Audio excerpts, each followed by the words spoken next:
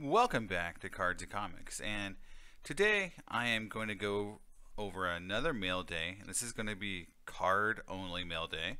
However, this is going to be very focused on the 1990s because again, I've been doing a lot of nostalgia card collecting recently, and I feel like the 90s are just fun, and it's an area where I got a lot of passion about, and so I'm going to show off some cards, both football and baseball, but mostly baseball.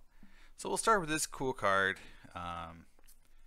This is a 1999 Topps Chrome Refractor, Barry Sanders. One of my favorite players to collect, and I'm going to be doing a video pretty soon on both my 90s baseball and 90s football collection. And this definitely fits into that really well. Really cool card, and very happy I picked that up. Alright, next up is not a 90s card, but is an interesting card. It's a Marvel card, and I do collect Marvel cards. If you've been on the channel for a little while, you'll see I do have quite a few Marvel cards, either in collections or things I've been showcasing. Like, I get a lot of them through checkout or e-pack on eBay. Upper Deck e-pack. Gosh, can't talk today. And this is one of them, and so this is from the 1990's Ultra Spiderman set. This is the Spider-Man EX Skybox Century insert. So they had reds and purples of this as well that were numbered. This is the base set, and I have about 30 of these base cards coming in the mail to me pretty soon. I didn't have this card, so I actually bought the Spider-Man card recently just to help finish the set off. So cool card. Always love the acetate. Alright, back to the 90s. So this is a card I just picked up. And this is one of those really cool sets that I think when Upper Deck did these sets, they did a really good job on this piece of history set. And, basically this, they have it for the 500 Club, 3,000 hits, I believe. So you can get, cards with memorabilia from Mickey Mantle, Babe Ruth, Roberto Clemente, and a lot of people love the home run cards, and so this is the Frank Thomas. Now the only thing that's interesting is that he's in a Blue Jays uniform because that's the team he was with when he broke the record or broke the 500 home run barrier, but it still would have been cooler in retrospect to have him as a White Sox, as that's how everyone remembers him, but still a really nice card and a really cool set. Alright, now these are a lot of autographs I purchased, and a lot of them are the same set. So 98 SB Chirography, I can't say the name right. But anyway, now this set is famous, infamous, however you want to put it, for the Ken Griffey Jr. auto, which is one of the most expensive Griffey Jr. autos ever made. And it's a really beautiful and cool and kind of a fun card of him. So here's Mike Messina, future Hall of Famers Scott Rowland, Ivan Rodriguez, and Paul Molitor. So all really good players. And then from the same dealer, I got a Tom Seaver Greats of the Game autograph. And Tom Seaver's auto is actually not as rare or not as common as other Hall of Fame autos. And unfortunately, you can't get his auto anymore. So a very cool run of autos, and all from the 90s. So I'm really excited about adding these to my collection. All right.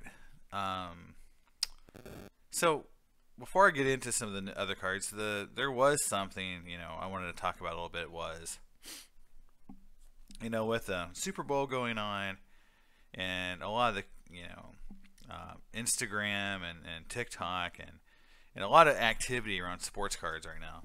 And I would just say this is that the online community for sports cards, comic books, but I would say mostly sports cards. Comic books a little different, but for sports cards, it's such a transactional relationship. And I would just say this is that it's very I'd say it's not very personal. And so just because in the last few days, and a lot of it's due to the Marvel cards I posted, but just tons of people just sending me one line emails or shout outs on my channel wanting to know if I still have the cards for sale, or but it just says Marvel Cards ? Or price ? And no formal introduction, no like, hey, I like your channel, or I subscribe and I want to know about these cards. Nothing like that. It's just cards ? Price ? And I just feel like we've lost the ability to communicate in the hobby a little bit. That's very much how some of these YouTube content creators and Instagram guys are. Is like, hey, and also just arguing over comps. It's really weird. So I would just say, like, telemarketers have better manners than some of these folks and some of the people that are contacting me. So if you're contacting people through, because no one knows who you are, like this is all done through a computer, having good manners and just being polite will go a long way. Because I've kind of made some rules now. If someone doesn't introduce himself and say more than one sentence, I'm not going to respond. If you just put price ? I'm not going to respond. If you're not a subscriber to my channel or on my other online presence, I'm probably not going to respond very much as well. I mean, if you just cold call me, I'm not going to be like, hey, who's this person? Not even subscribed to my channel, but he wants to buy $5,000 of cards from me. I'm probably going to not really respond to that either. Another thing too is that if your channel only is there to buy and sell, and you're not really part of a bigger community, I'm probably not going to do a lot of business with you, because I'd rather sell to collectors and people who will enjoy the cards versus guys who just look to flip.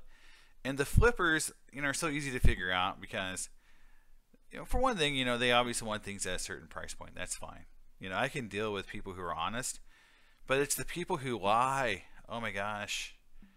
I had a guy contact me about some Marvel cards, right? He's like, I'm trying to put the set together, man. And he didn't realize I could look online at, because he posted like everything he's ever acquired. And he had an e-pack account. So I went and looked at his account and I said, hey man, like I've never seen you post any of these cards. And you don't have any on e-pack either. So like, how many cards do you need for the set? And he's like, oh, I was starting with your cards. I was going to start the set.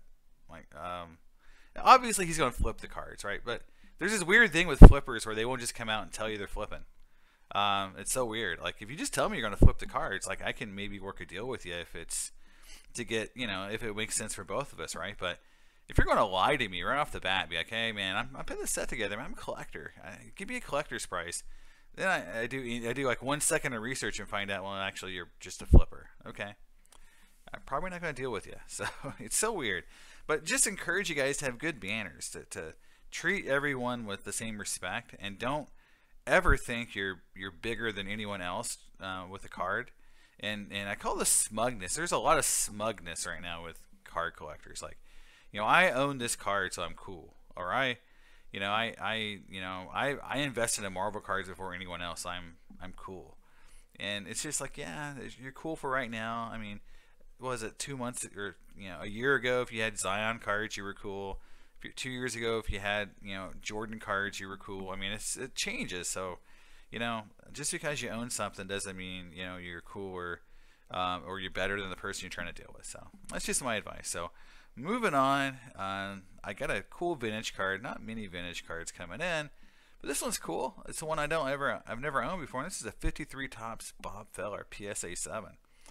That bad boy. This card is really nice. I'm excited about this card because I really like Bob Feller, and his cards have been selling really well lately. Now, all vintage has been selling, and I haven't done a vintage price update in a while because the cards have kind of just gone really crazy, and so I'm trying to figure out a way to do it in a way that's more organized rather than just randomly looking at cards to say, hey, this one's gone up, this one's gone down, index and all that stuff. But I think there is a way to look at it because I'll be honest, I'm a 50s, 60s, 70s guy. I have a giant box of pre-war cards I've collected, but I don't know that market, and I don't pay attention to and I don't think that market is hot per se like maybe the other markets are. Meaning like, yeah, the players are very well known who's good, and it's not hard to figure out who you should buy. I mean, you can say the same about the 50s and 60s market, but there's a lot of movement inside that market on players who you wouldn't expect are going up. I mean, Jim Cott, got in the Hall of Fame, and all of a sudden his cards went kind of nuclear for a little bit there. So yeah, I would say that is why I don't do a lot of pre-war. I mean, if I see something stick out where I see a set or a card kind of go up, but the one thing about pre-war is I think all that happened early in the hobby, early in the grading period, right? You had sets like Gaudy go up, Diamond Stars go up, T206 go up, and then every other year, T206 set gets hot again. You'll see PSA 2s double in price and go back down, and so there is some movement there. It's just something I don't follow as much, so I will definitely, if I do vintage price updates, I'll probably be focused on the 50s, 60s, and 70s. So, and this is the thing with the hobby, and I've said it before. I actually said it in my scammer video, and I said it in some other areas. Very few people in the hobby know everything about everything, right? So I have to go to other people when I want to know about pre-war cards, because there's other people in the hobby who know more. And so if I have a question about pre-war, I go to someone else because I don't know as much about it. So that's just, you got to know your limitations. You can't be an expert on everything. And so that's another advice I give you guys is, find some folks you really trust that know a lot about some area of collecting you really want to get into. And if you trust that person, that's great, because they'll usually give you good advice and tell you, hey, don't buy this set, buy that set. Stay away from these kind of cards. These cards are faked real easily. These cards are a lot of altered cards. I keep saying over and over, don't buy 48 leaf cards because they've all been trimmed. Just my PSA of the day. All right, so that's the one cool vintage card I got. Next up is this cool Vlad Guerrero 19 Chrome Prism Refractor. I picked up a few of his cards recently just to, because I think they're going pretty cheap. Another 90s football card. This is a 99 Finest. So you saw the 99 Chrome Barry. This is the 99 Finest Elway. And again, the cards themselves are pretty cheap. I mean, that's what I love about them. And in this hobby, in this day and age, finding something you love at a good price point is rare. So if you find something you love and they're $10 or $15 a piece, man, that's great. That means you can collect a lot more and not have to wait every other month to buy something, which is sometimes I do with my vintage stuff. Now, I did a whole video on Griffey and Frank Thomas about the value, and this is one of those cards that I pointed out that outside of the no name on front, this is the Frank Thomas rookie card to own. It's the Tiffany. Now, I own a 9, so this is the first 8 I've owned, so I've now owned 2 cards. But this card is really hard to get graded. It's hard to get centered, and this one's actually pretty nice. But they're just a tough card. And if you look at the grading numbers, it is something that is not something you see very often. On eBay, it runs, so often. And again, there's, I forget how many sets, 7,500 sets, 10,000 sets, So it's actually a limited card. So again, outside of the no name on front, that is the rookie card to own. Next up is, now this is an interesting card. When I bought it, I just thought it was a Donruss Elite, but it actually says Leaf, and I'm like, what? Leaf made, and then I look on the back, it says Leaf. So I'm curious. I haven't done the math, I haven't done the investigation to see if there's actually 2 sets. There's a Leaf and a Donruss version of all these cards. If there is, that's new to me. I mean, maybe I'm just dumb. I didn't realize it, but yeah. So I'm going to look, and maybe they're all, they say the same thing, and they just chose to call it Leaf because that's what it says in the back. However, if Leaf and Donruss did make different sets throughout the 90s, very similar to O-Pee-Chee and Topps. So I'm going to dig into this a little bit more and see, if there was different versions of this card made by both sets. But this is, to me, the coolest year for Elites.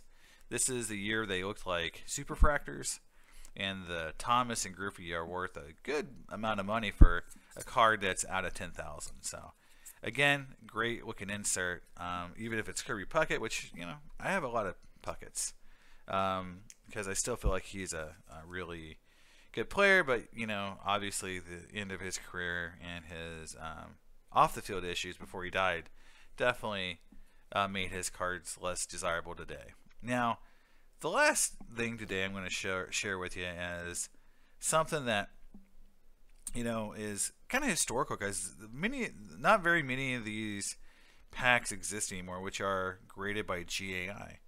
Now, GAI was started by Mike Baker. Mike Baker was the former head grader at PSA. He formed GAI, and a lot of people went to him because they felt like he could grade. He was the best grader on the planet. That's kind of how people thought of him. And so a lot of the PSA guys did go over to GAI, and the first cards graded would say first graded on this label. The silver labels are always what people look for because they were the first generation, and they did a white label. And GAI was the first company to do pack grading, so they invented pack grading. They invented the holder, even though it looks kind of cheap, you know, compared to some of the cooler PSA holders. But they invented the idea of pack grading, and so early on, you could only get graded packs through GAI. And you know, now GAI went out of business because they did a few things badly. First of all, they overgraded a lot of cards. They had known issues that they chose to ignore. Secondly, they lost a lot of customers' orders mysteriously, and then they, you know, just started to crank out a lot of fake and bad grades, and they eventually, you know, tanked. But a lot of people tell you that there are still a lot of legitimate cards in their holders, especially the early cards and early generation cards. So, you know, if you can find them, they're a good gamble because they don't bring a whole lot. Now, what I'll do with this, I'll probably open it because there's nothing really special here. It says Jim Everett on the back, you know, and you flip it over and you'll see that, yeah, it says, you know, there's Jim Everett. But you know, he's not a real rookie you want to look for. So I may just open it one day on the channel just for fun. That's it today, guys. It's my video. You know, Super Bowl just got done. Congratulations to the Rams. I was rooting for, you know, Cincinnati. I'm a Pittsburgh Steelers fan, so I'd still like to see someone from the conference, you know, that my team's in win it, just because, I like Joe Burrow. But you know, you know, I think it was tough. I think, you know, that team wasn't ready. I think they were 1 year ahead of where they should be. But the AFC's tough, and getting past Josh Allen and Mahomes every year is going to be a challenge. So it's going to be fun as a football fan watching. But yeah, my Steelers are a long ways away from competing again. So, all right, guys, that's it for me. I'll catch you next time, Cards and Comics, and have a great day. Bye.